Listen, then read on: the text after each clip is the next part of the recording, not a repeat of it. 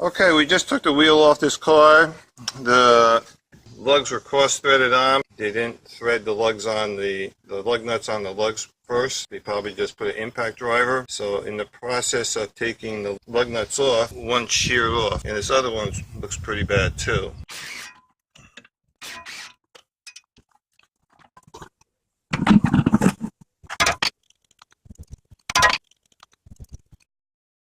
So this stud's messed up, and this stud's messed up. So we just whack it a little bit, get it out.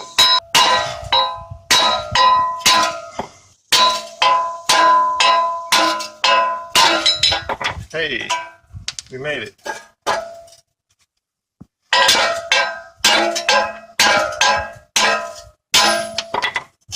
So what we do is get a new stud, file down a little bit of the edge so we'll be able to reinsert the new stud back in. So we got a replacement lug nut stud. We had to grind the edge off so we could slide it back into the wheel hub. Now the dust shield lip had to be bent back so that we could slide the lug back in. This grinded part will be facing down while we push this lug back in.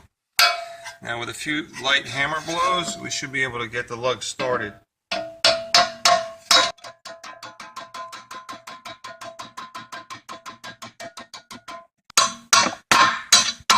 Okay, so we got that through. Now we're going to use this bolt that's a bigger diameter than the threads of the lug.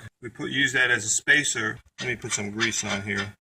Now we put the new lug nut in place, and then we'll torque it down, and that should pull the lug through the wheel hub. There we go, we're done. Now we'll just bend the dust shield back. We're back in business.